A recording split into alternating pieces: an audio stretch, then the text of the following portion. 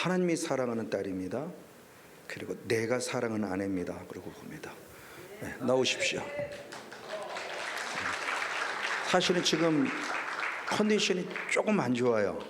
아직은 좀 기복이 좀 있으면서 여러분 조금 양해를 구하시고, 많이는 안 할 겁니다. 그래야 어쨌든 지난번에 제가 할 타임이 없었어요. 오늘은 조금.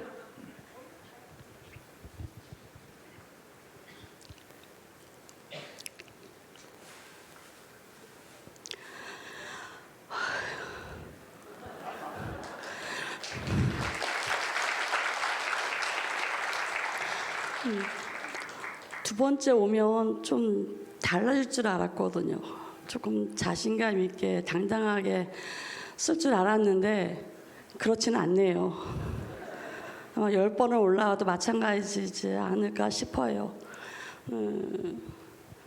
기도하실 때마다 죄송하지만 저를 위해서 기도해 주셨으면 좋겠어요.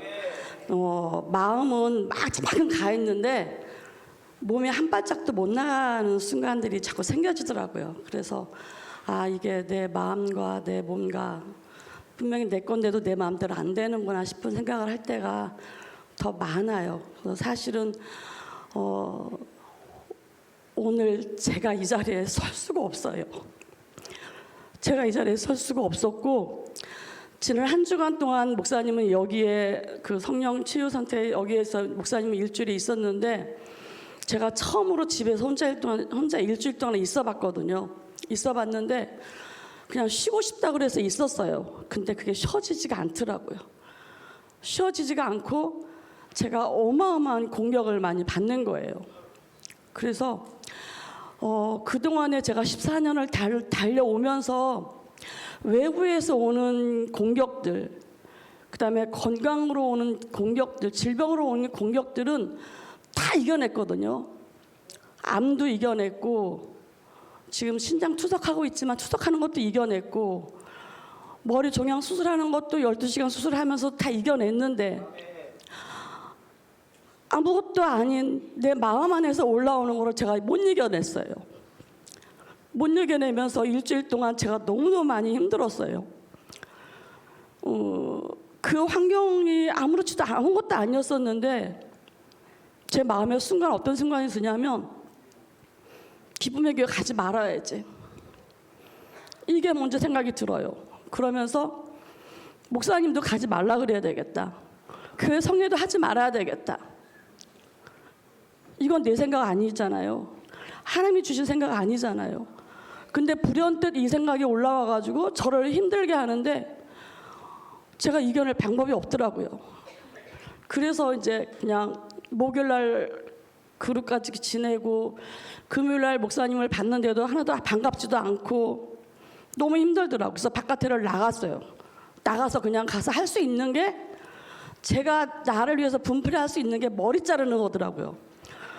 그래서 그냥 가서 머리를 싹 자르고 왔어요.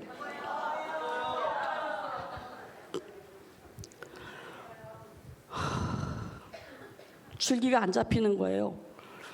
내가 이런 마음이 있는데 내가 이런 마음을 가지고 가서 내가 무슨 말씀을 드릴 것이며 내가 무슨 간증을 할 수 있을까. 그래서 못하겠다 그랬어요. 제가 나 안 하겠다고, 못하겠다고 그랬는데, 하나님은 역시 틀린 분이 아니시구나.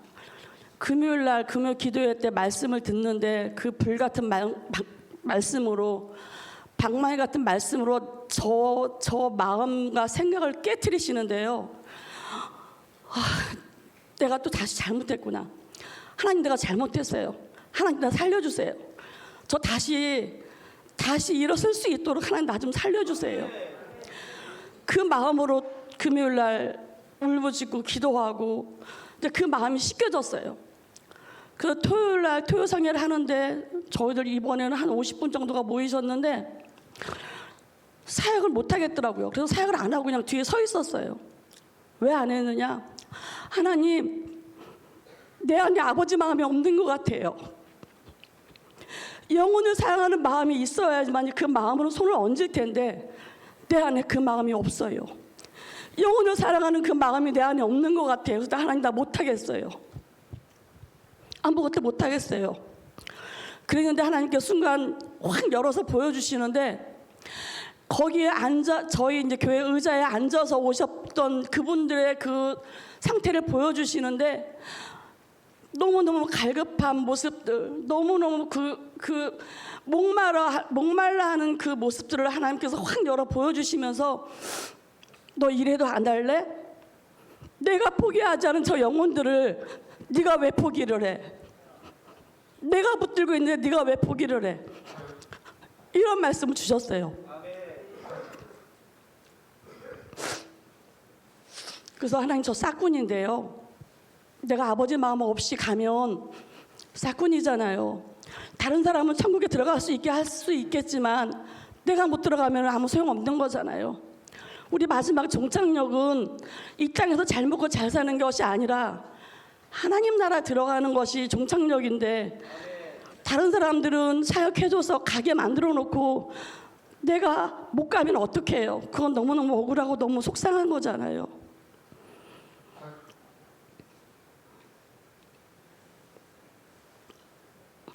그 마음을 내가 어떻게 감당할 수가 없어서 그냥 서서 손 들고 서서 그냥 사역은 못했어요. 그냥 울기만 했어요. 하나님 저렇게 목말라하는 영혼들, 갈급하는 영혼들 하나님의 것으로 채워주세요. 하나님의 것으로 채워주세요. 그렇게 하고 토요상회가 끝났어요. 그리고서 이제 목사님이 오늘 얘기를 하시는데 나 못하겠어요. 이런 마음으로 어떻게 해요? 하나님 나 어떻게 해요? 그러는데 하나님께서 내가 너 붙들고 있잖아. 내가 붙들고 있는 걸로 부족하니?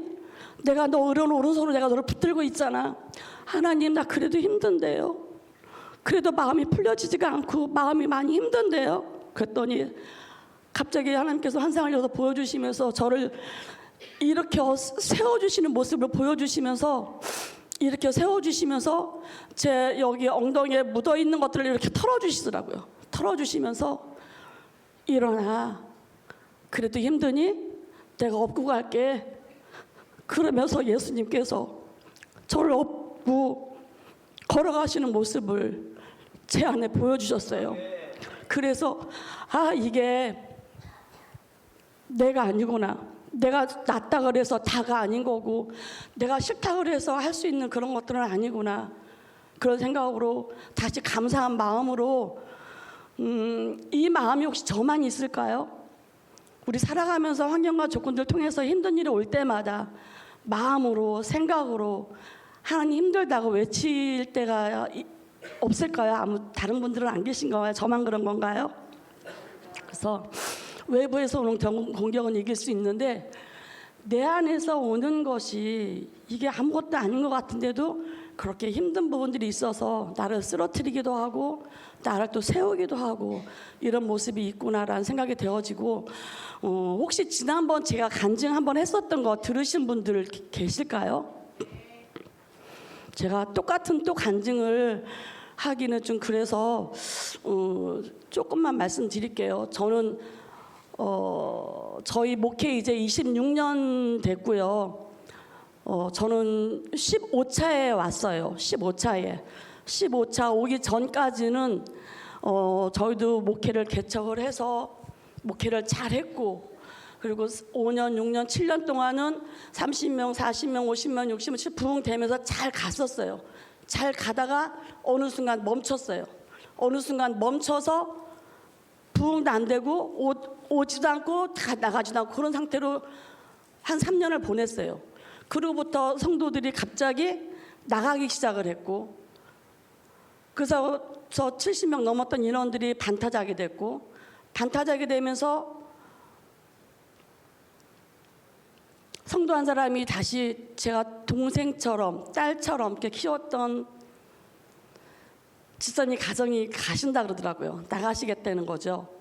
그래서 오전에 축복 기도를 해주고 보내고 오후에는 제가 그 마음 줬던 것을 감당이 안 되니까 제가 그냥 예배드리다가 제가 그냥 쓰러졌어요.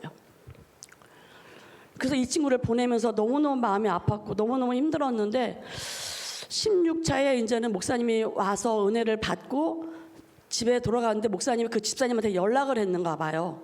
집사님 시간 돼서 올 수 있으면 교회 좀 한번 다시 좀 왔다 갈래? 그리고 문자를 보냈는가 본데 그 집사님한테 똑같은 마음이 주신 거예요, 하나님께서. 그래서 그 집사님이 왔어요. 그래서 이제 오후 예배를 같이 드리고 저희 집으로 이제 가서 저녁을 같이 먹고 이제 설거지를 하면서 제가 하나님 앞에 여쭙죠. 하나님, 저들을 왜 보냈어요? 그랬더니 하나님께서 해결할 일이 있다 그러시는 거예요. 그래서 무슨 해결할 일이 있을까 생각하다가 그 집사님한테 물어봤어요. 하나님이 해결할 일이 있어서 보냈다는데 무슨 해결할 일이 있어서 그런 건가? 무슨 기도 제목이 있어? 제가 물어봤어요. 그랬더니 없다라는 거예요. 그래서 하나님 없다는데요? 있다라는 거예요, 하나님은. 그래서 내가 다시 물어봤더니 저희 교회 나갈 때 이렇게 애를 한 명을 낳고서 나갔거든요. 그런데 이제 둘째를 가지려고 계속 기도를 하는데 둘째가 안 생긴다는 거예요. 그래서 그럼 목사님 축복기도하고 얼른 보내자고, 집이 멀으니까 보내자고.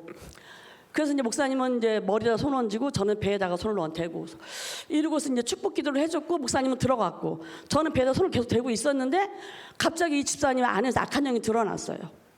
악한 영이 드러나가지고 소리를 지르고 그것도 사택에서 집에서 막 소리가 난리가 난 거예요. 그래서 이제 갑자기 이제 또 목사님 나와가지고 같이 2시간 동안을 사역을 해줬어요. 사역을 했는데 이 집사님, 제가 사역을 끝나고 하나님 이 집사님에게 눈을 열어서 보게 해주세요. 예언의 영을 부어주세요. 그러고서 기도를 했는데 갑자기 이 집사님이 눈이 열려서 환상을 보면서 얘기를 하는 거예요. 지금 이 순간 하나님께서 목사님을 통해서 말씀하시는 대로 사단도 움직이고 천사도 움직인다라는 거예요. 그래서 이게 뭘까라는 고민을 했었는데 생각해 보니까 우리들에게는 말의 권세를 주셨잖아요. 그 말대로 되어지는 거예요. 그래서 내가 부정적인 말을 하게 되면 부정적인 그 말을 딱 붙들어서 사단이 부정적이게 계속 일을 하는 거예요. 그래서 우리 말이 그렇게 중요해요. 근데 내가 긍정적이고 감사의 말을, 기쁨의 말을 하게 되면 천사가 그 말을 딱 붙들어서 계속 감사의 일을 만들어가는 거죠. 그래서 우리가 말을 할 때 어떠한 말을 하는 건지에 대해서 되게 중요한 거를 그 집사님을 통해서 다시 알게 해주셨어요. 그리고 그 집사님이 그리고 가서 몇 개월 정도 있다가 돌아왔어요. 돌아와서 그 뒤로 아이를 둘을 더 낳았어요.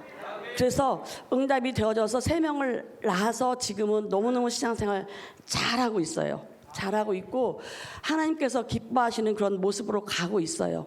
근데 제가 이제 아팠던 거를 아마 아실 거예요.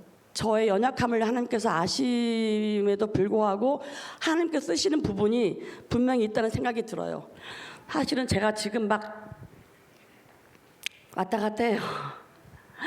왔다 갔다 해요. 제가 지난번에 간증했던 거를 뭐 했는지를 모르겠더라고요. 제가 집에 가서 다시 한번 들어봤어요. 그랬더니 이런 거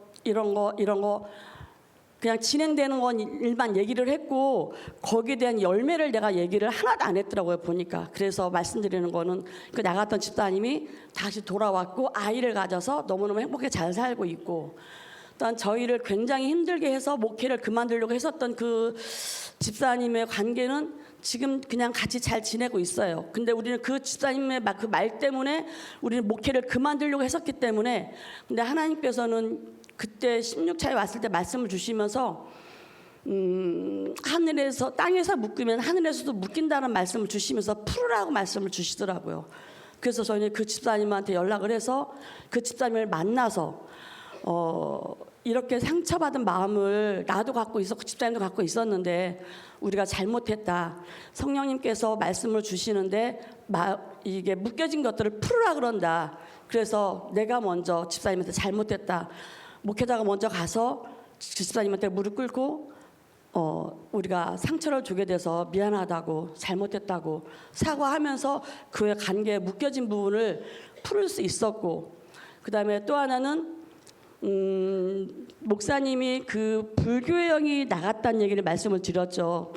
그 불교형이 나가기 전에 저희가 그 안산 예전교회를 갔었을 때 그 청년이 입을 열어서 내가 저 목사님을 안다. 우리는 안산을 처음 가봤는데 2006년도에 자기네끼리 만났다. 불교인끼리 만났다.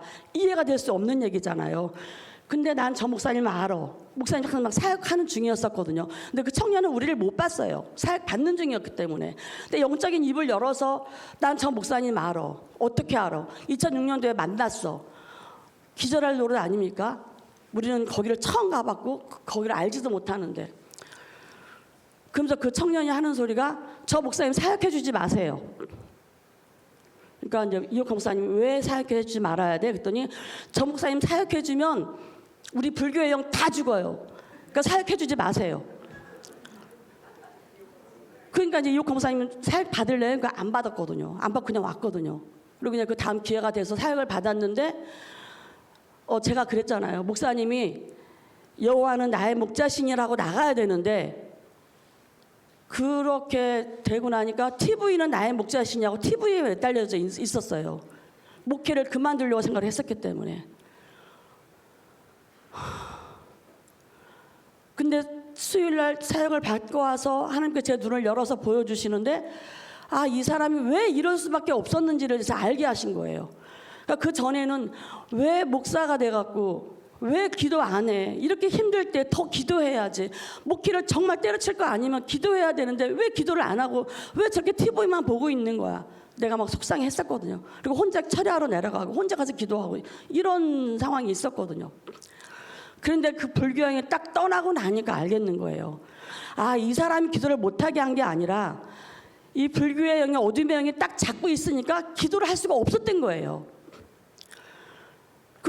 정말 그 큰 이무기 같은 그 뱀이 나가면서 의자에 앉아 있었던 그 성도들이 가지고 있었던 그 어둠의 영적 세계들이 막 다 끌고 나갔던 모습을 보고 그러고서 나가고 나니까 교회 그 안에서 같이 천군 천사들이 춤추면서 찬양하는 모습이 예배의 모습이 확 살아나는 모습을 볼 수 있었거든요.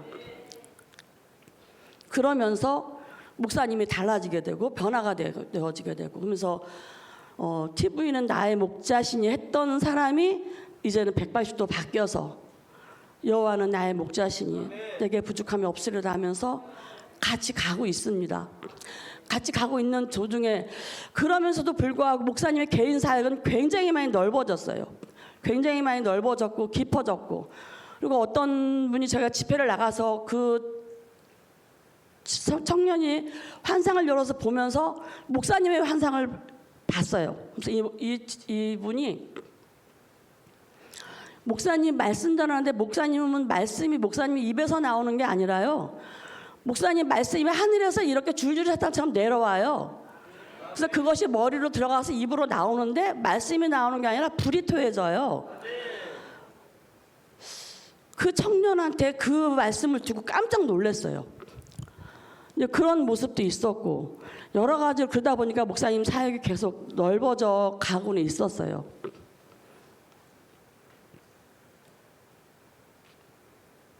근데 교회는 계속 어려워져요. 목사님 사역은 넓어지고 깊어지는데 교회는 계속 어려워져 가요. 있던 성도들이 나가고 또 나가고 계속 어려워져요. 그러다가 저희 교회가 4층 건물인데 1층만 빼고 지하에서부터 2층, 3층, 4층을 저희가 다 썼거든요. 장로님 건물이에요. 근데 갑자기 장로님이 교회를 나가라 그러는 거예요. 교회가 준비가 안 돼 있는데 나가라는 거예요. 그래서 붕 떠버린 거예요.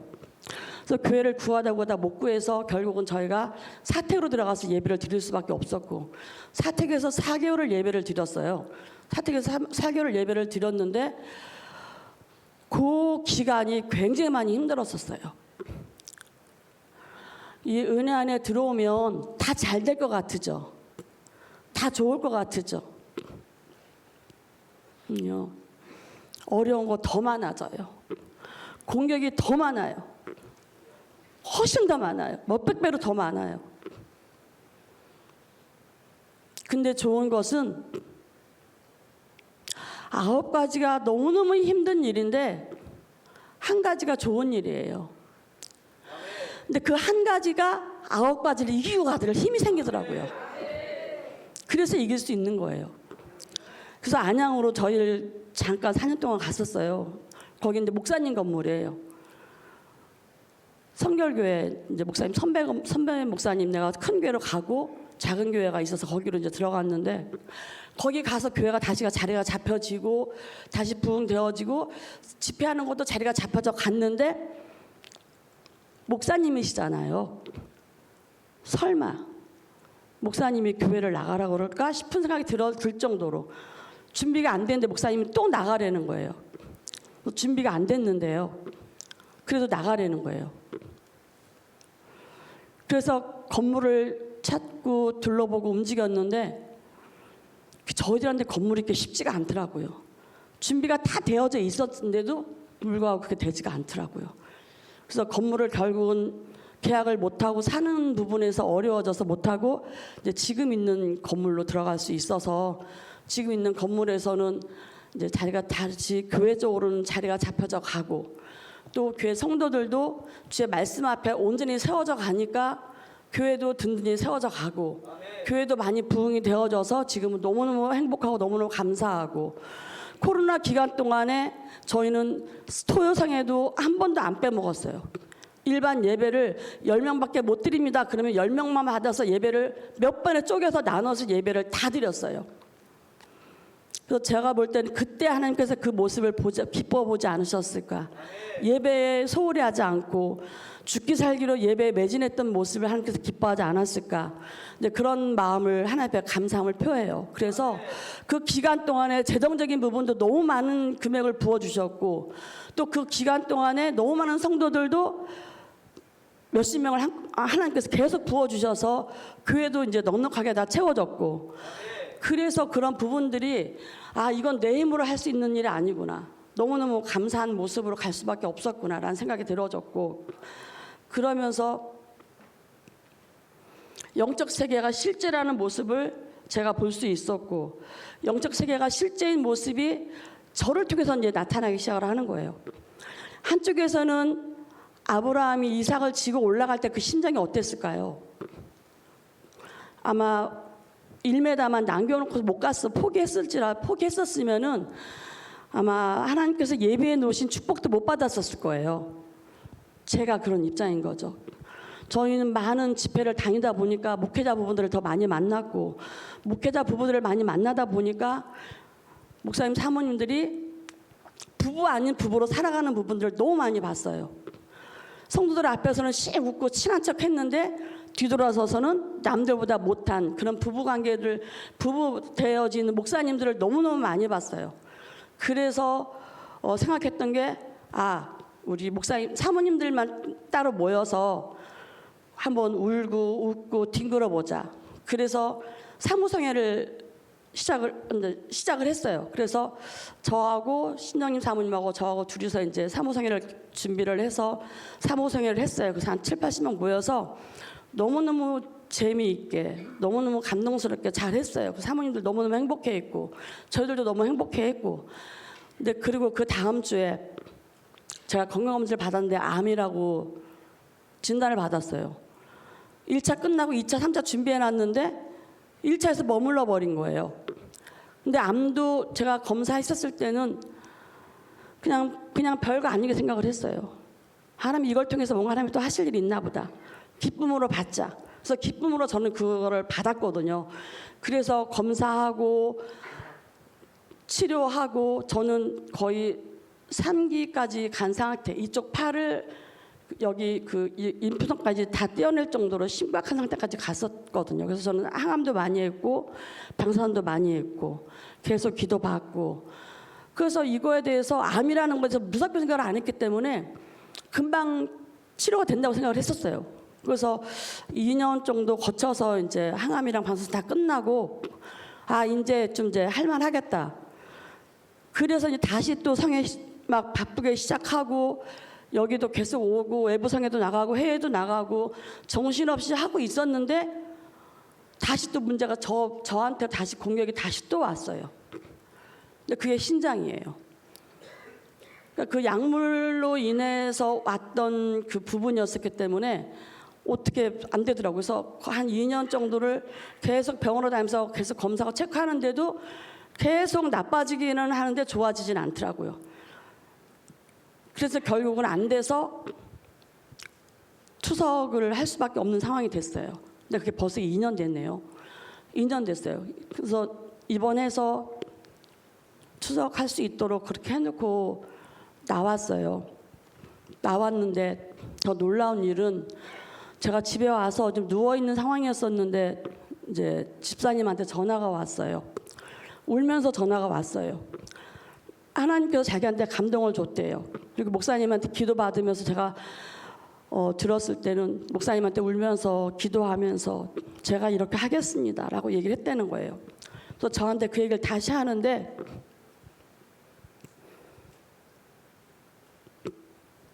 사모님, 제 거 신장을 하나님이 사모님한테 드리려는데요. 이거 받을 수 있겠어요? 어떤 사람들은 기도 응답이야, 그냥 받아 이러는데 저는 그 얘기를 듣는데 쉽게 생각하면 그래, 신장 2개인데 뭐 그냥 하나 주면 되지 뭐, 내가 하나 받으면 되지 뭐, 이럴 수 있어요. 근데 그 순간 저한테 오는 모습은 나는 그렇게 할 수 있을까? 내가 저 사람을, 저 영혼을 그만큼 사랑하나? 그러면서 느껴졌던 게 뭐냐면 제가 통곡을 하고 몇 날 며칠 울었어요. 하나님, 2개 가진 거 하나 주겠다는데도 내가 마음이 이렇게, 내가 감당할 수 없는 이런 마음인데 주님 뭐라고 나한테 생명을 다 주셨어요. 2개 중에서 하나 주겠다는 것도 내가 그분한테 부담스러워서 그걸 내가 못 받겠다고 얘기를 하고 있는 건데 주님은 나한테 생명을 주셨잖아요. 그거 생각해 보니까 못 받겠더라고요.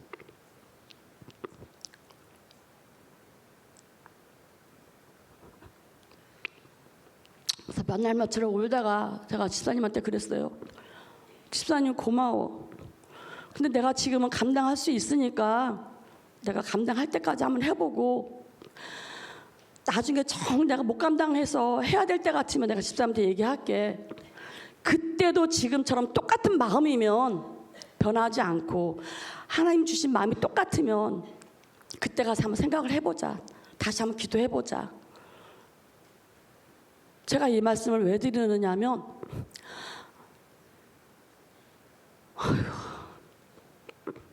하나님 마음이 느껴졌어요.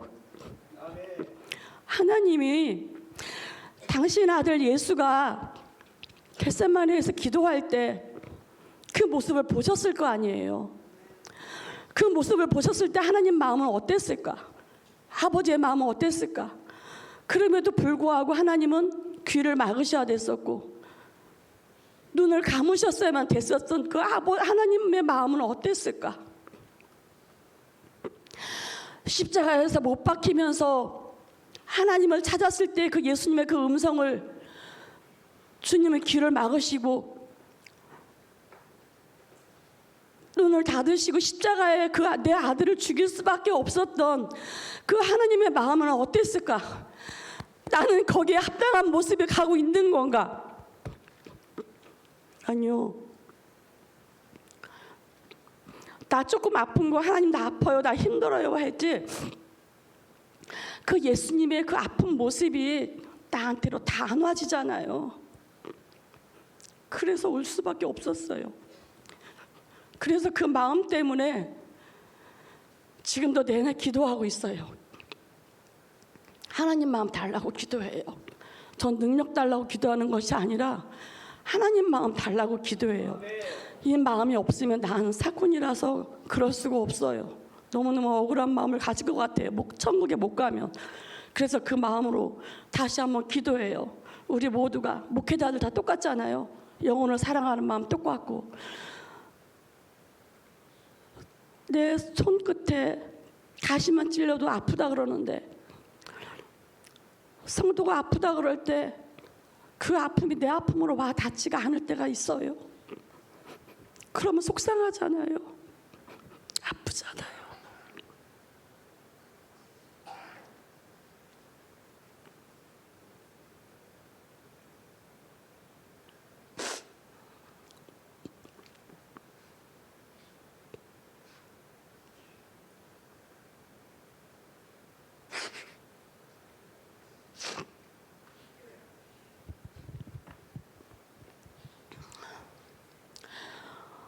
아이고 제가 시작을 말씀도 읽지도 않고 그냥 주서 없이 막 이렇게 왔다리 갔다리 해요. 사모라는 직분이 너무너무 귀하고 너무너무 아름다운 직분임에도 불구하고 사모라는 것 때문에 행복할 때도 있지만 사모라는 것 때문에 아플 때도 있어요. 여기 있는 사모님들도 아마 저와 똑같은 마음을 가질 때가 많이 있을 거예요. 그래도 불구하고 하나님 앞에 감사하면서 나아가고 이기는 자가 되어졌으면 좋겠어요. 투석하고 6개월 됐는데 제가 갑자기 한쪽 눈이 또 안 보이는 거예요. 그래서 다시 병원에 가서 MR을 찍고 다시 또 검사를 해봤는데 머리 쪽에 혹이 너무 커져 있어서 그것이 시신경을 눌러서 눈이 안 보인다라는 거예요. 그래서 다시 기도하고 주일날 예배 다 마치고 그리고서 저녁 때 이제 가서 입원을 하고 치료하고 한 6, 7시간이면 수술 끝날 거예요. 그랬는데 머리를 이렇게 열고 보니까 너무 깊이 있었고 흙이 너무 많이 커져 있었고 그래서 12시간을 수술을 했다고 그러더라고요.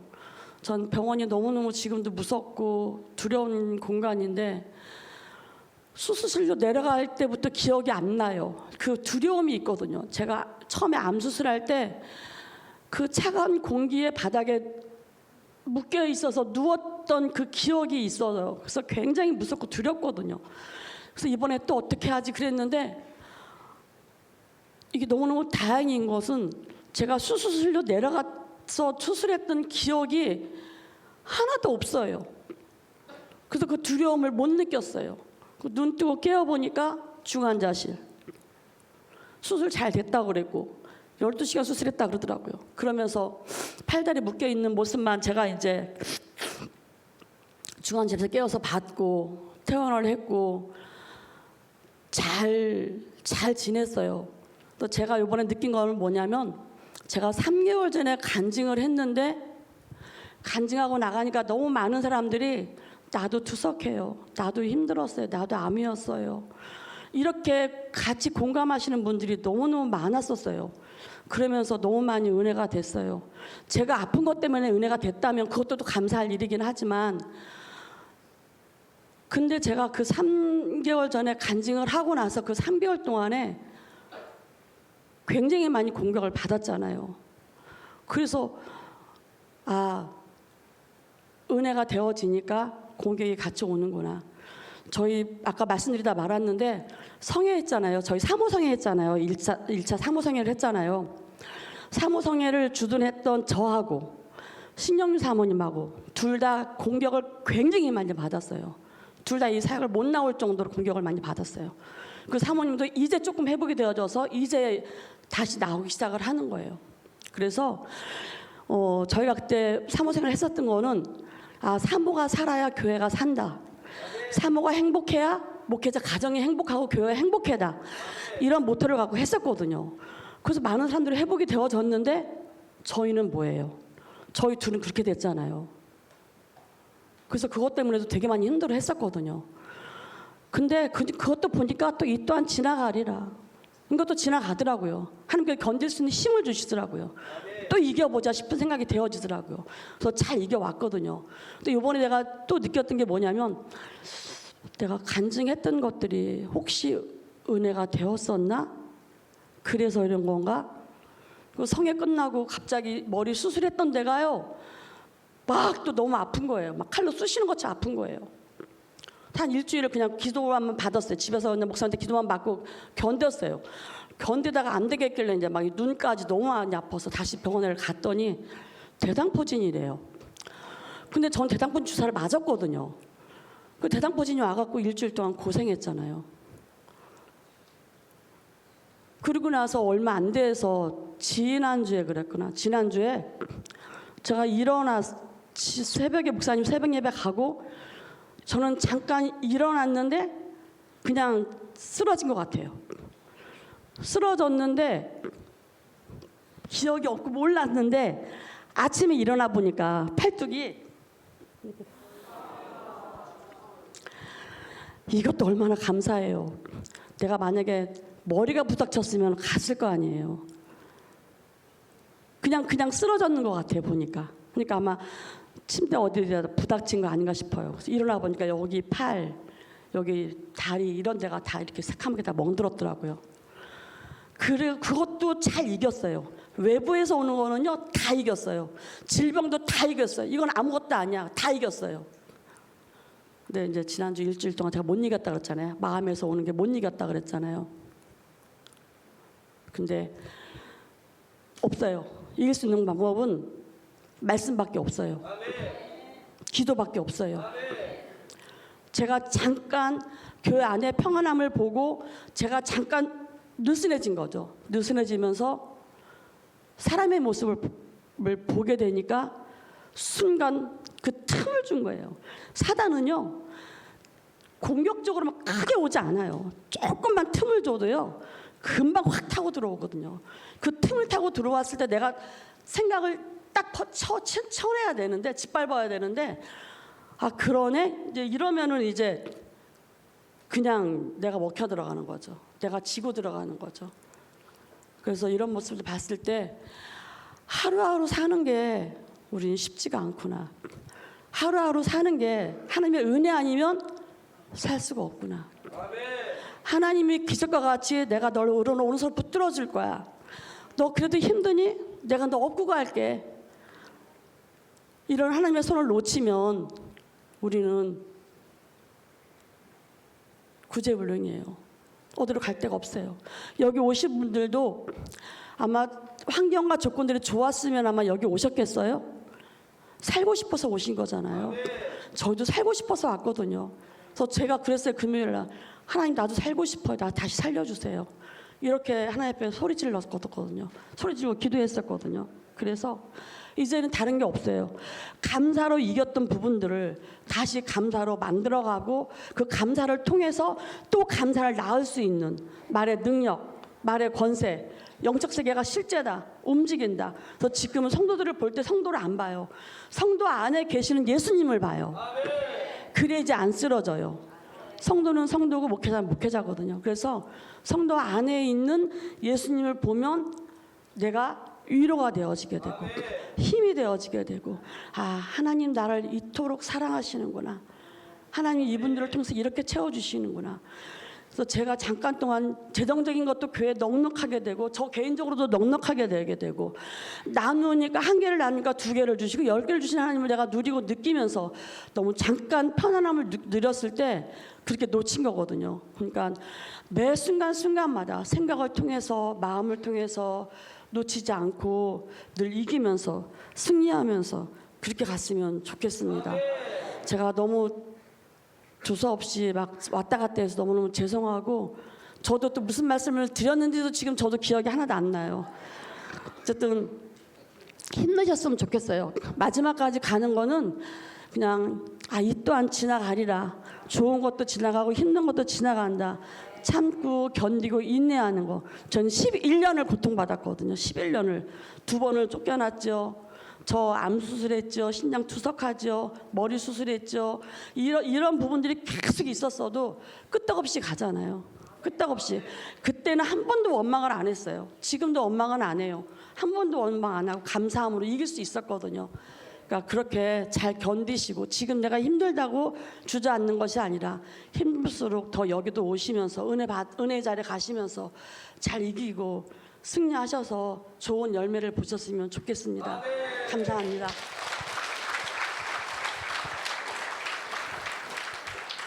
사랑합니다.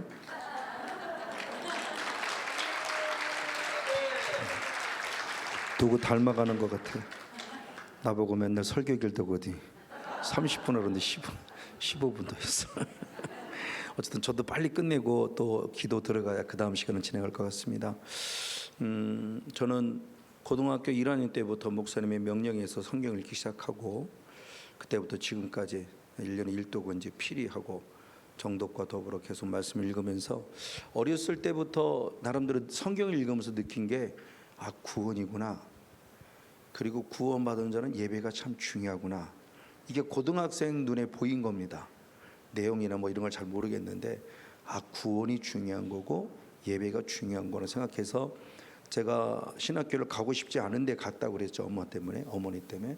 그래서 끌려 여기까지 오면서 그래도 목사가 됐으니까 나름대로 목회의 어떤 주관을 잡을 때 나는 예배 성공자가 되자라는 그런 개념을 갖고 목회를 시작하면서 지금까지 변함없이 하고 있어요. 그래서 한때는 한음씨 은혜는 75명까지 부흥되기도 하고 그래서 예배를 정말 성공적으로 그래서 근데 그때는 모이는 예배만 추구한 거예요. 새벽 예배 나오세요. 수예배 나오세요. 막 금요일도 나오고 주일날도 나오고 막 이래가면서 주일날 새벽 나오고 아침 나오고 오후 예배는 저녁에 또 나와요. 막 이래가면서 그냥 그게 잘하는 건 줄 알았어요. 그때는 어린 나이에 왜 예배 성공자가 돼야 되니까. 그러니까 모이는 공동체 예배가 되면 이게 예배 성공자가 되는 거죠. 그렇게 했다가 와장창하고 무너진 거죠. 그다음 하나님을 인격적으로 만나고 2009년 9월달에 하나님이 부족하지만 뭔가 깨닫는 게 있어서 창조전의 영성을 좀 깨닫게 하셨고 그리고 이어서 에덴 동산의 영성을 깨닫게 하시고 에덴 동산의 영성에 이어서 광야의 영성을 깨닫게 하시고 광야의 영성 안에 들어가서 성막의 영성을 깨닫게 하시고 성막의 영성을 통해서 가나안의 영성을 깨닫게 하시고 라인을 쭉 줄기를 타서 하나님의 나라는 관점 안에 보는 줄기를 딱 주셔서 그걸 갖고 지금 보통 이제 많이 성에 가서 설교를 하고 함께 나누는 시간들을 가지고 있는데 그러다 또 하나 깨달은 게 하나님 주신 은혜가 그럼 가나안의 영성가들로서 가나안의 일곱 속을 쫓아냈으면 다냐? 아니다. 그럼 가나안의 일곱 속을 쫓아내고는 이유가 뭐냐? 그 이유 어떻게 쓰느냐? 그게 이제 제가 깨달은 게 사후관리적인 차원 속에서 예배라는 중요성을 다시 깨달은 거예요. 그 예배는 마땅히 모여주는 공동체 예배가 1순위고 그 이어서 삶의 예배까지 가야 되는 거죠. 저는 그동안 짚는 목사지만 삶의 예배는 안 됐어요. 모여주는 공동체 예배는 그렇게 지금 따지면은 지금 생각하면 그게 율법주의적인 아마 목회를 했던 것 같아요. 근데 가정은 막상 집사람과의 관계나 아이들과의 관계는 깨어지기 시작했고 막내가 지금 34살인데 막내 같은 경우는 저를 그 초등학생 때 중학생 때까지 봐도 악마 같은 아빠라고 생각할 정도로 나름대로 저는 잘한 거예요. 정직하게 하고요, 정확하게 하고요. 근데 그게 누군가는 죽이는 거였더라고. 그게 나만 정직하고 정확했지 누군가는 아주 올매이고 죽여버리는 거였어요. 그게 그러니까 집에만 들어가면 큰 목사 집에까지 가서 목사야? 집에는 아빠가 되고 집에는 남편이 돼야 되는데 집에까지 가서 그는 막 그냥 아이들을 옥죄고 맞던 그런 연약함이 있다가 하나님을 제가 인격적으로 만나고 나서 제가 하나 저를 변화시키기 시작했어요. 생각이 달라지기 시작하고요, 언어가 달라지기 시작하고요, 그러니까 행동이 달라지기 시작하고요. 그랬더니 제 안에 천국이 진짜 이루어진 거예요. 천국이 이루어지니까 가장 먼저 철면예가 가정천국이 이루어지더라고요. 부부관계 회복이 되고요. 다시 우리 신혼으로 살아요. 살은 안 맞다고 살아도 한 침대에서 신혼으로 살아요. 제가 정말 항상 이뻐 죽겠다고 그래요. 아이고 우리 마누라 이뻐 죽겠네 막 그러고 내가 제가 죄수로 생각도 제가 이상한 놈이 된 거예요. 이 하나님 안에 안 미치면 이게 불가능한 얘기인데 성령의 통치를 받아 미쳐지니까 우리 마누라보다 이쁜 사람이 없더라고. 최고 이쁘더라고요. 머리 아파도 이쁘고요, 암 걸려도 이쁘고요, 신장 투석해도 더 이뻐요. 뭐 있어주는 것만 이쁘더라고요. 살아있다는 것만으로도. 지금 죽었어 봐요. 그럼 내가 어떻게 되겠어요 지금? 또 가요? 네? 호레비가 된다고요? 난 또 간다는 줄 알았네. 어쨌든 살아있다는 것도 이쁘고. 그래서 늘 감사하며 살면서 이 은혜를 잊고 한 예를 든다면은 지금은 이제 14년 전이니까 그때 당시 10살짜리 친구가 사무엘 캠프를 참석해서 하나님의 은혜를 아주 참 정말 멋지게 받았어요. 그리고 은혜를 받았더니 이 10살짜리 친구가 엄마 예배 드리러 가요. 수요일날 엄마 금요일날 예배 드리러 가요. 엄마 주일날 오후 예배도 드려요. 그랬더니 엄마 이 새끼가 미쳤나 이게. 자, 아들은 은혜를 받고 뭐가 뭔지는 모르지만 예배가 중요한 걸 알아서 예배 드리러 오고 목사가 안수하면 뭘 물어보면 이렇게 눈물을 흘려내고 엉엉 울고 막 은혜가 임하는데 이 엄마라는 존재는 이놈 새끼가 주일을 가는 것도 바빠 죽겠는데, 그 나중에 어떻게까지 되느냐? 목사님 나갈 거예요. 왜요? 그때 이건 주일학교가 시스템화 되어 있지 않아서 더 큰 교회를 간대요. 미치고 팔짝 뛸 노릇이죠 뭐. 그럼 어떻게 가겠다는 거 알았어요. 가세요. 그랬죠 뭐 그냥. 은혜를 받으니까 은혜의 열매가 뭐로 나타나? 예배더라고요. 사마리아 여인이 예수님을 만났더니 가장 먼저 관심 갖는 게 예배였어요. 그렇죠? 그래서 요한복음 4장 21절의 말씀에 보면 예배에 관심을 가지며 우리는 그리심산 산에서 예배를 드리는데 당신들은 예루살렘의 예배를 드리더이다. 그 예배가 옳은 겁니까? 어떤 예배가 옳은 겁니까? 그랬더니 주님이 4장 22절의 말씀에 산에서도 말고 예루살렘에도 말고 아버지께 예배자라면서 22절, 이게 하나님을 알고 예배하는 자와 하나님을 알고 예배하지 않는 자의 차이다. 그러면서 하나님을 알고 예배하는 자는 구원이 있다라고는 중요한 말씀을 하죠. 그러면 하나님을 알고 예배하는 게 뭐냐? 이어서 요한복음 4장 23절에 하나님이 영이신데 영이신 하나님은 예배하는 자를 찾는다. 어떻게 예배를 찾느냐? 영과 진리로 예배하는 자를 찾는다라는 거죠.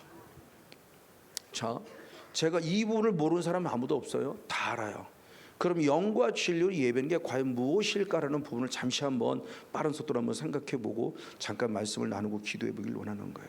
누구보다 예배의 성공자가 되길 원했던 저는 예배를 드려도 예배 실패자가 됐어요. 성경에 기록된 사람들을 보세요. 예배를 안 드리고 예배 실패자가 아니라 예배를 드리고도 예배 실패자가 됐어요. 그럼 궁금한 거죠. 왜 예배를 드리고도 예배 실패자가 되지? 라는 부분입니다. 그 대표적인 케이스가 히브리서 11장 4절 말씀에 기록된 아벨이죠. 그렇죠? 믿음으로 아벨은 가인보다 더 나은 제사를 드렸다. 그래서 하나님의 나를 의롭다 하셨다라는 것을 이루어 드림으로 예수님이 내가 의롭다는 걸 증인이 되시고 인정해 주셨다. 근데 그것이 조금 더 구체적으로 예물을 통해서 그걸 증거해 주셨다. 그러면서 아벨은 죽었으나 오히려 죽었음에도 불구하고 지금도 영적 예배가 무엇이 하나님 받으시냐면 무엇인가를 지금도 우리 교훈해주고 말해주고 있다라는 게 히브리서 11장의 출발점입니다. 자, 히브리서 11장은 믿음장인데 믿음장의 첫 출발하는 아벨이 무엇으로 믿음을 인정받았냐? 믿음으로 하나님께서 드렸을 때 그 믿음이 있다고 인정받았을 때 예배를 시작한 거죠. 그 다음에 나오는 게 아브라함이죠. 아브라함은 순종이지만 아벨은 예배를 통해서 내가 믿음의 사람임을 하나님께 들을 때 주님이 인정해 주신 거예요. 가인보다 더 나은 예배. 그럼 도대체 가인보다 더 나은 예배라는 게 뭐냐는 거죠. 그게 우리 오늘을 그 본문을 보면 창세기 4장 2절로부터 쭉 나오는 말씀 가운데 3절 4절의 말씀에 창세기 4장 4절의 말씀에 보면은 양을 드렸다라고 아벨은 말하면서 아벨과 그 제물을 주님이 연락하셨다.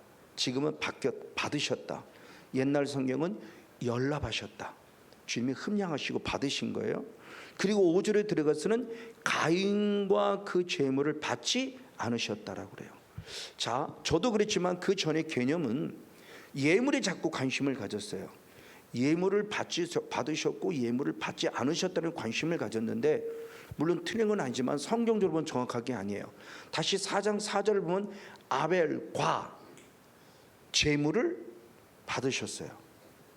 그리고 5절은 가인과 그가 드린 제물을 연락하지 않으셨어요. 자, 그러면 주님의 관점은 예물이 아니었다는 거죠. 예물에 앞서 누구였냐? 그 가인 자신, 아벨 자신, 나예요, 나. 그러니까 성건용 목사를 주님이 받으시면 성건용 목사가 드린 예물도 받는 것이고 성건용 목사 자체를 받지 않으시면 내가 아무리 1억을 갖다 드려도 주님은 그 예물을 받지 않으신다. 근데 우리는 어렸을 때 어떻게 배웠냐? 저도 잊지 않아요. 피제사다.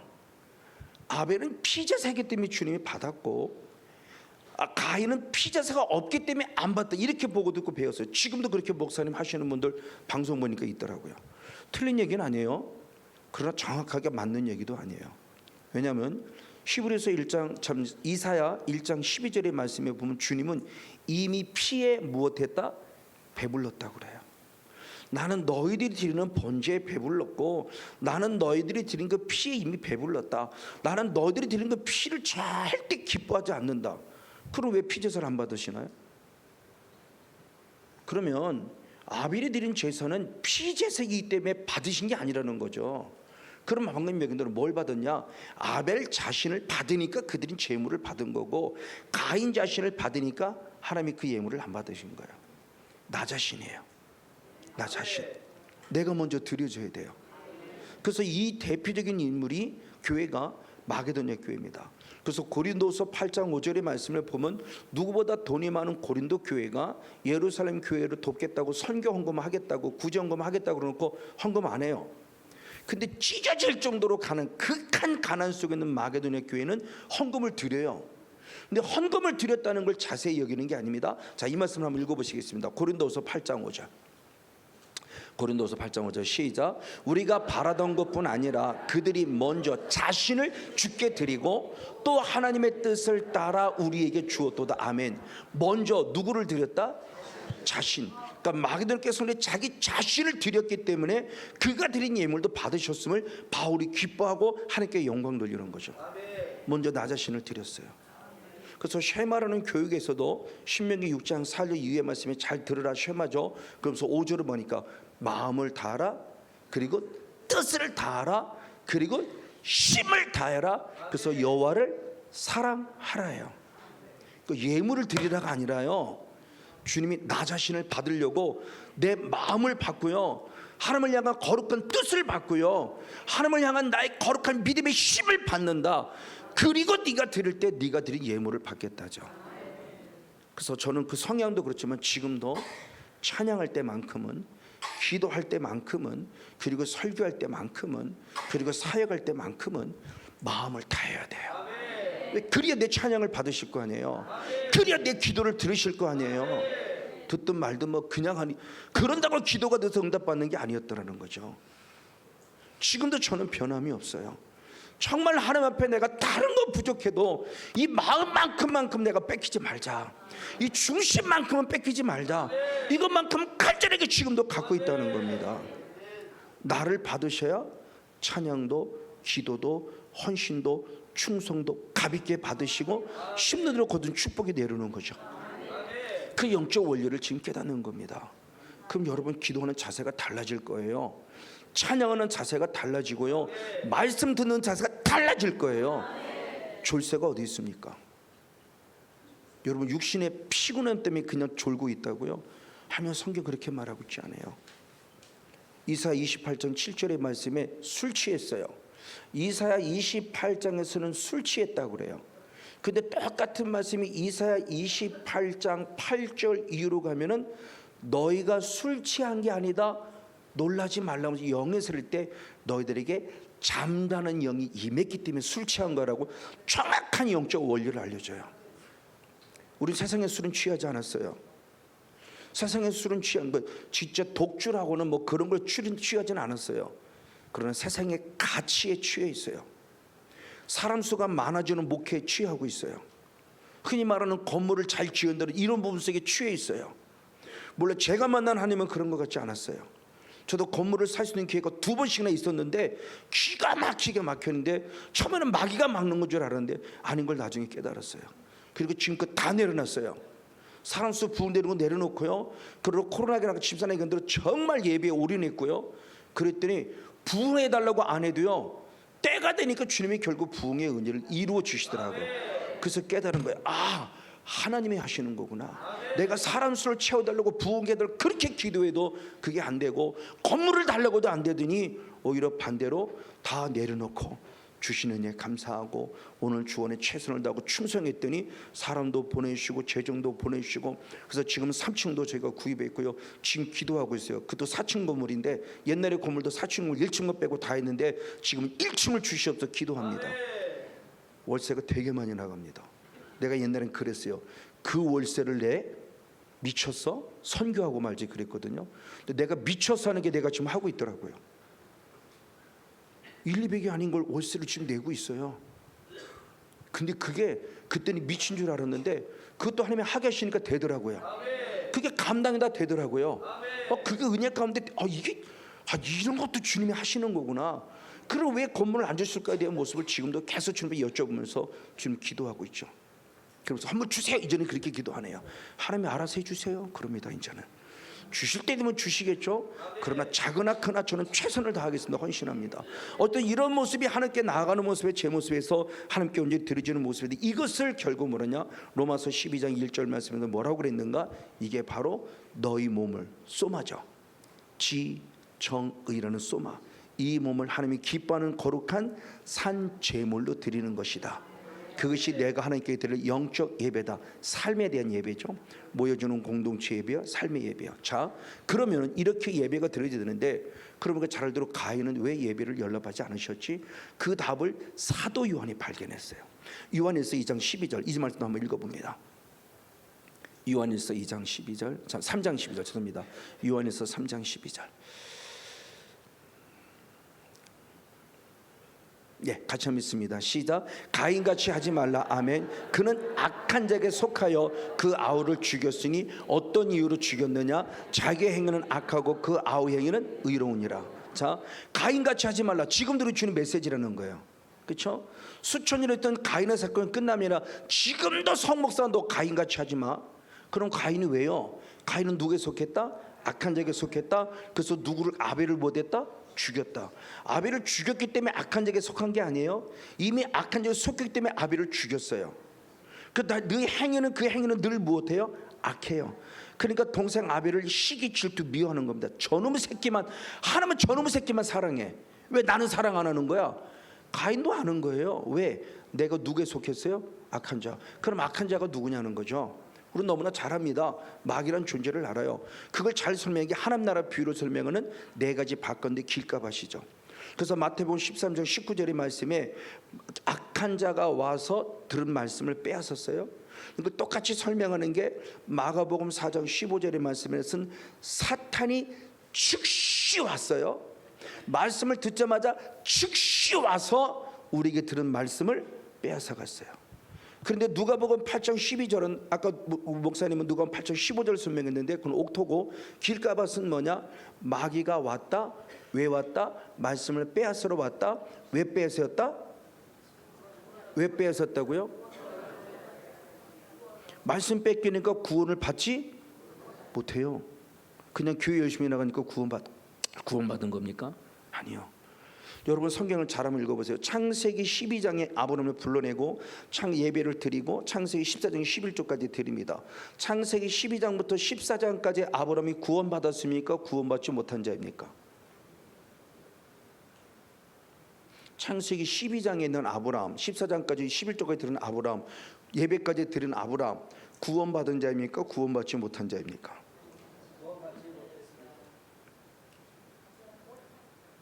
왜 구원받지 못했어요?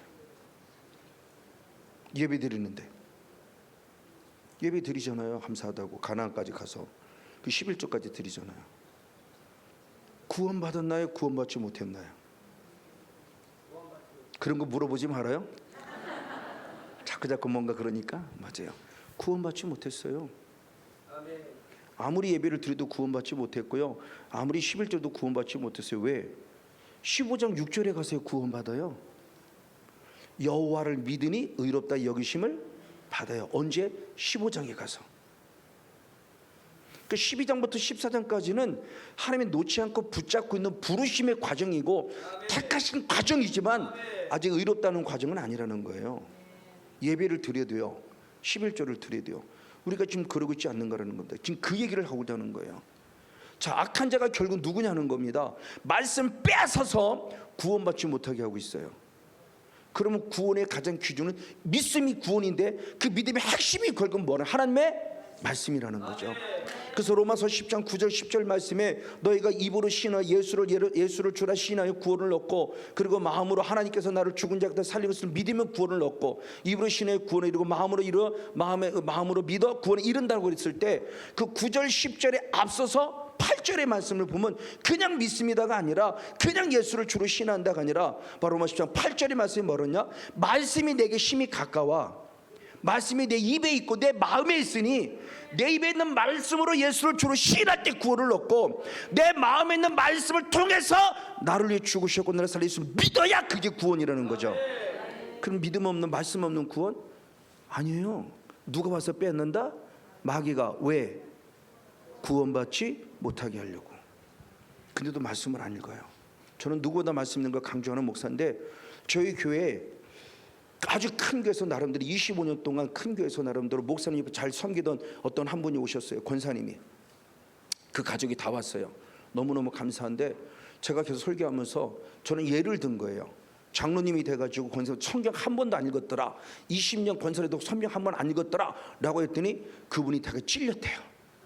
왜? 날 두고 한 얘기니까. 나는 그분 전혀 인식하지 않았어요.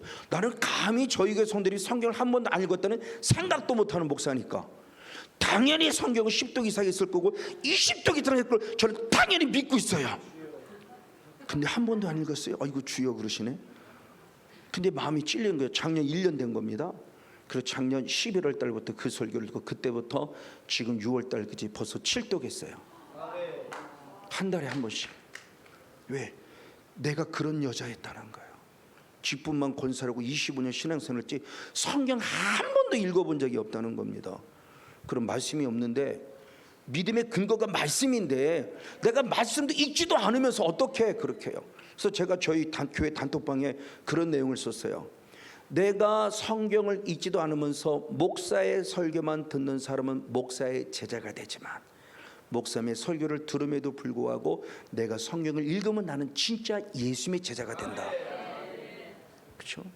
목사님들은 당연히 사모는 안 겠지만, 혹시 성도님들, 혹시 장로님 계십니까? 권사님 계십니까? 한 번도 안 읽은 게 날도 간 얘기입니까? 축복입니다. 지금부터도 읽으십시오. 그리고 마귀한테 뺏기지 마십시오. 그러니까 악한 자가 결국은요, 마귀라는 거예요. 그러니까 가인은 이미 누구에 속했다? 마귀에게 속했다. 그래서 결국 예배에 실패자가 됐다. 누구에 속했다고요? 가인이 하나님 믿는 사람이라 하나님께 예배했는데 누구한테 속했다고요? 이게 충격적인 내용 아닙니까? 어떻게 감히 하나님 믿는 사람 앞에 마귀가 들어가지? 근데 가인은 언제인지 모르지만 이미 마귀가 들어갔어요. 그래서 악한 짓에 속했기 때문에 결국 누군가를 죽였어요. 그래서 요한복음 8장 40절에 최초의 살인자가 누구다? 마귀다. 그 마귀가 누구를 통해서? 가인을 통해서 아벨을 죽인 나쁜 놈이라는 거죠. 그게 그 가인이 죽인 게 아니었어요. 결국은 가인 안에 악한 것이 동생을 죽게 하셨다는 거죠. 자, 이런 일은 또 하나 사무엘상 2장 12절의 말씀에 알리의 두 아들은 홈니와 비나스인데, 그 홈니와 비나스가 옛날 성경은 불량자다, 지금 바뀌어진 성경의 행실이 나쁘다, 근데 여호와를 알지 아니하더라. 자, 여호와를 알지 않는 게 구원입니까? 구원이 아닙니까? 아니죠. 요한복음 10장 3절의 말씀에 영생은 참 하나님과 그의 보내신 예수 그리스도를 아는 거예요. 근데 제사장인 홈니와 비나스가 하나님을 알지 못해요. 그럼 구원이 있나요? 없나요? 없죠. 하나님을 알지 못하는 어떻게 구원? 직분만 제사장이에요. 직분만 목사라니까요. 저는 이 내용이 또 충격이었어요. 근데 더 충격은 뭐냐? 그러면 불량자라는 원어가 뭘까를 읽어본 거예요. 그래서 불량자라는 원어를 읽어보니까 불량자라는 원어가 벨리알이에요. 그럼 이미 알고 있어요. 벨리알이 누구의 이름입니까? 사탄의 또 다른 이름이잖아요.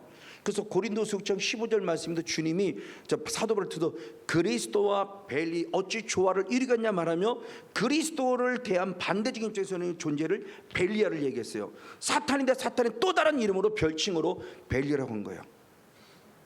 그러니까 제 직분은 제사장인데 나는 하나님의 아들이야. 누구다? 마귀의 아들이라는 거예요. 여러분, 이런 내용을 들으면 좀 충격적이지 않습니까? 우리가 알고 있는 전통적인 신앙으로서는 이건 용납하고 싶지 않은 얘기인데 성경은 이미 말하고 있더라고요.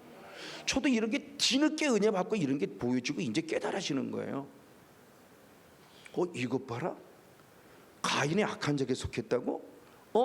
홈니와 비나스가 제사장의 사명을 감당하는데 마귀의 아들이라고? 그럼 신약은요? 바리새인 너무나 잘 알아요. 바리새인 누가복음 8장 11절은 일주일에 2번씩 금식했고요, 11조 빼먹지 않고 잘 드렸고요, 11절에 보면 세인과 같이 세리와 같이 죄를 지지 아니하는 자예요. 죄를 짓지 아니하는 자고요. 그리고 금식하고요. 그리고 11조 안 빼먹고요. 얼마나 멋지게 살아갑니까? 근데도 바울도 세례요한도 마치 예수도 마찬가지고 마태복음 3장 7절에 세례요한이 이 독사의 새끼들아 하고 욕했어요. 그리고 똑같은 말씀이 마태복음 23장 33절에도 주님이 똑같이 이 독사의 새끼들아 그러고 있어요. 그래서 네가 무엇의 판결을? 지옥이요. 바리새인이 하나님을 안 믿나요?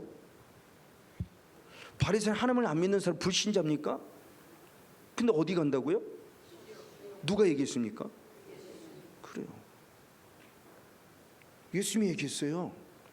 왜 지옥 갈까요? 독사의 자식이니까. 주님 믿는다고 하는데 본질이 독사의 자식이라니까요. 그러니까 바리새인 안에 사탄이 거하고 있는 거고요. 성건영 목사 안에 사탄이 거하고 있었고요. 지금은 떠났지만 이게 우리 실제라는 걸 얘기를 하는 겁니다. 이렇게 우리 예배를 방해하는 악한 것들이 방해하고 있다는 걸 얘기를 하는 거예요. 왜 예배 실패자가 되냐의 모습을 성경이 분명히 말해주고 있어요. 정말 충격입니다. 그렇기 때문에 주님이 말씀할 때 아까 얘기했던 요한복음 4장 23절 24절의 말씀에 하나님의 영과 진리로 예배하기를 원하며 영과 진리로 예배하는 를 찾나니. 왜? 하나님의 본질 자체가 영이시기 때문에. 하나님의 본질이 영이신데 영적인 통로를 우리에서 지으신 하나님은 우리부터 영적인 예배를 드리기 원해요. 왜? 우리 안에 악한 것들이 예배를 방해하고 있으니까 반드시 성령으로 말면 예배를 드려야 예배 성공자가 된다는 거예요. 그래서 영과 진리는 그 나온 배경이 그냥 그 영으로 그냥 진리가 아니라 내 안에 악한 것들이 있었기 때문에 반드시 성령을 통해서 악한 걸 쫓아내고 진리라는 말씀으로 예배를 드려야 그 예배를 주님 받으시는구나. 그러면 성령이라는 이 은혜를 입었을 때 단순히 병 고치는 사역, 단순히 문제 해결하는 사역으로 끝나지 말고 예배자가 되게 함이라는 거예요. 구원받음에 감사하는 거룩한 예배자. 그러면 성공적인 그 예배 공조를 몇 사람만 들어볼게요. 제일 먼저 창세기 35장 1절의 말씀이 하나님이 야곱을 베델로 불러내죠. 왜? 창세기 28장에 자기가 고백했잖아요. 베델로 올라가 주님 예배하겠습니다. 11조 드리겠습니다. 고백하니까 주님이 고백을 들으시고 베델로 올라와 그랬어요. 그때 베델로 올라오라는 이 하나님의 음성을 들은 이 야곱이 어떻게 했냐? 그냥 하나님께 가자 하고 예배 드리는 게 아니에요. 자, 이 내용을 볼 때 창세기 35장 2절을 한번 읽어보세요. 이건 대단히 중요합니다. 2절을 한번 읽어봅니다. 시작. 야곱이 이에 자기 함께 모든 자에게 이르시되 너희 중에 있는 이방 신들을 버리고 자신을 정결하게 하고 너희들의 입을 받고 입으라. 그리고 하나님께 예배하자. 자, 예배를 드리는데 이제는 이거 좀 더 알펴서 그냥 예배를 드리는 게 아니구나. 그 예배를 드리는 먼저 해야 할 것들이 있었던 거예요. 이방 신상을 무엇해라? 제거하라. 옛날 개혁 성경은 제거하라 돼 있어요. 버리라보다 제거하라. 저는 제거라는 게 조금 더 마음이 와닿는 것 같아요. 그렇죠? 아내를 통해서 리비딤이 들어오면서 내 안에 붙여 있는 여러 가지 많은 우상의 흔적들이 있을 때 그걸 제거하고 하나님을 예배할 때 예배 성공자가 되는 거예요. 왜? 아니면 악한 게 그대로 내 안에 속해 있고 가인처럼 실패자가 되고 악한 게 그대로 속해서 홈리와 비누처럼 예배 실패자가 되고 악한 게 그대로 있어서 바리새인처럼 예배 실패자가 된단 말이에요. 예배 성공자가 되려면 악한 걸 처리하라. 아멘. 악한 거 처리해야 돼요. 그리고 잘 읽는 사무엘상 7장 5절의 말씀을 봅니다. 하나님께서 그들을 향해서 축복 주시려고 미스바로 부르죠. 시작. 사무엘이 이르되 온 이스라엘은 미스바로 모이라. 내가 너희를 위하여 여호와께 기도하리라며. 아멘. 미스바로 하면 예배하고 영광 돌리자라는 거죠. 그때는 뭐예요? 근데 아니요. 모이라고 하기 전에 여호수아가 먼저 궁한 아주 명령 선포한 게 7장 3절 4절입니다. 역시 한번 7장 한번 3절 4절을 봅니다. 네, 여호수아 7장 3절 4절 역시 읽겠습니다. 아니요, 제가 안경을 써도 이제 안 보입니다. 나이가 먹어서. 네, 여호수아서 7장 3절 4절. 여호수아. 사무엘상이구나. 죄송합니다. 저보다 더 죄송해요, 권사님. 사무엘상 7장 3절 4절 시작. 사무엘이 이스라엘 온 족속에 말하여 이르되 만일 너희가 전심으로 여호와께 돌아오려거든 이방 신들과 아스다롯을 너희 중에 제거하고 너희 마음을 여호와께로 향하여 그만을 섬기라. 그리하면 너희를 블레 사람의 손에서 건져내시라. 아멘. 그리고 4절까지 역시 4절까지 시작. 이에 이스라엘 자손이 바알들과 아스라스를 제거하고 여호와만 섬기니라. 할렐루야. 사면은 어떻게 예배 성공자를 만들었다고요? 아스라를 비롯한 우상의 흔적들을 제거하고 여호와만 섬겼다. 성건영 목사님 불교형이 있었어요. 아무리 예배를 드려도 예배 드리면 짜증나요. 싫어요. 이게 가인이에요. 가인과 가인의 죄물을 연락하지 않으니까 가인은 늘 짜증났어요. 안색이 변했어요. 왜? 아벨이 미워 죽겠는 거죠. 하나님은 저는만 예배를 받으니까 내 예배는 안 받으니까 열받아 있는 거예요. 그게. 그래서 느낀 겁니다. 모이는 공동체 예배 플러스 삶이란 예배가 플러스 돼야 되는구나. 삶이란 예배까지 따랐을 때 그게 하나님이 받으시는 귀한 예배는 걸 이제는 아는 거예요. 그래서 저는 예배를 드려도 얼마나 행복한지 몰라요. 집에 들어가면 또 사랑스러운 마누라가 있고 토끼 같은 마누라가 있고 또 사랑스러운 딸내미가 있고 이게 얼마나 좋은지 몰라요. 집에 갈 생각에도 기쁘고 교회 있으면 성도들과 함께 하는 게 또 기쁘고 또 끝나면 또 성경 공부하는 게 기쁘고 또 오후 예배 드리는 게 막 기쁘고 정말 기뻐요. 이게 하나님의 나라 이루어지니까. 근데 집에 가도 더 기뻐요. 왜? 마누라가 있잖아. 자꾸 그러면 안 되는데. 하나님이 사랑하는 아내가 있고 내가 사랑하는 아내가 있고 한 번 가서 수고했다 그러고 한 번 안아주고 뽀뽀는 자주 안 해도 우리 포옹은 자주 합니다. 이 나이 먹어도 잘해요. 와.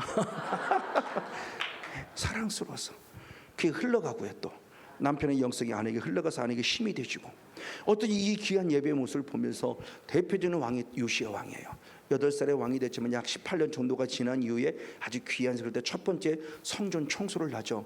성전 청소할 때 어떤 일이 벌어지냐? 우리의 여호와 열왕기 상 열왕기 하 22장 8절을 먼저 역시 봅니다. 벌써 29분이네요.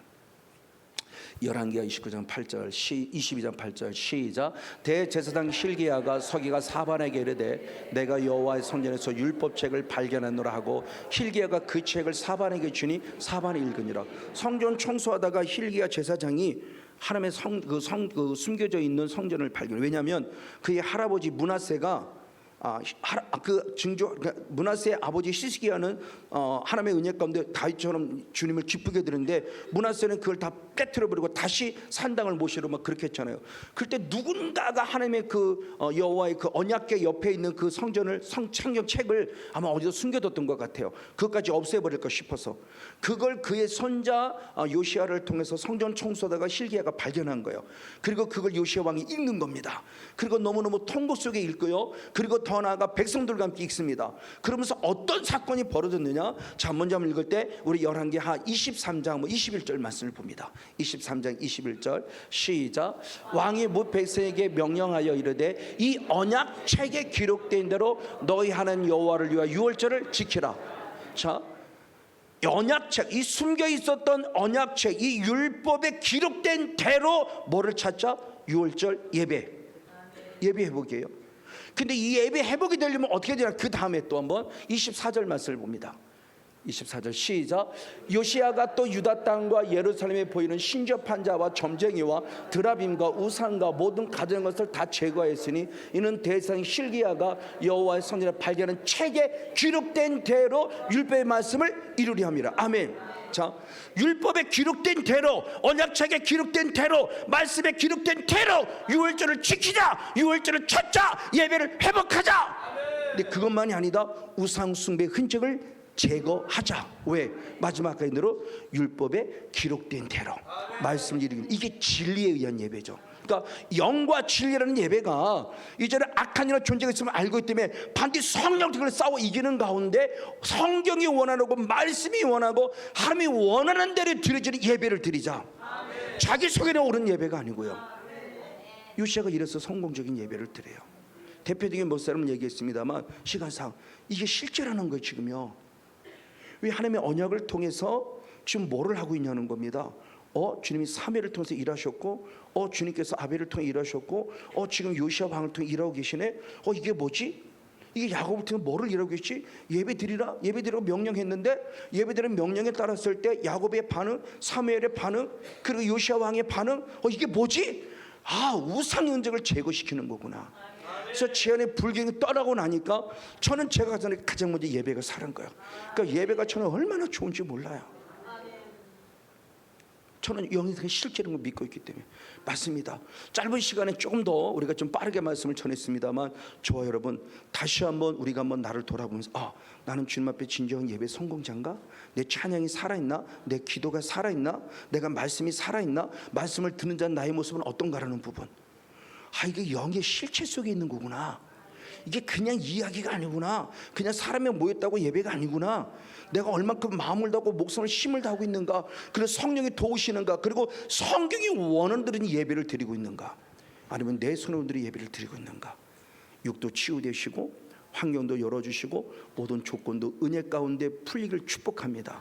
그러나 가정받은 악한 영의 떠남으로 예배의 성공자가 돼서 하나님과 인격적인 만남 가운데 지성소에 이르는 축복의 영성을 통해서 하늘의 신령한 복과 땅의 기름질을 마음껏 공급받는 성령 충만한 주인공 모두가 되어지기를 예수님으로 간절히 축복하고 축원을 드립니다. 제가 부족하면 한 30분까지는데 우리 한 5분 정도 뜨겁게 한번 기도하고 우리 이동석 목사님 올려서 계속해서 다음 시간 갖겠습니다. 주여 3차 기도합니다.